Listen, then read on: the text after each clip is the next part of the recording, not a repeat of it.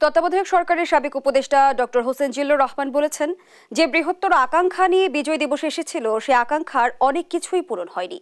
তবে জুলাই বিপ্লবে সে আকাঙ্ক্ষা আবার পুনরুজ্জীবিত হয়েছে।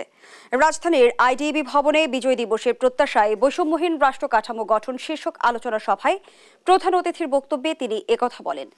জানান, জুলাই আগস্টের ছাত্র জনতার অভ্যুত্থানে নতুনভাবে সূচনা হয়েছে, নতুন অনুপ্রেরণা জুগিয়েছে।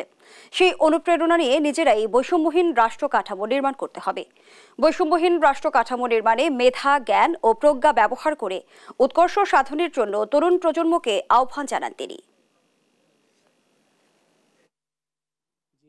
2024-এ ছাত্র জনতার যে একটা অভ্যুত্থানের মতো হলো জুলাই আগস্টে, এবং তার মাধ্যমে সেই আকাঙ্ক্ষা, যে আকাঙ্ক্ষাগুলো আমরা বিজয় দিবসে সবসময় ধারণ করি, সেগুলো এক ধরনের নতুন নবায়িত হলো, পুনর্জন্ম পেল।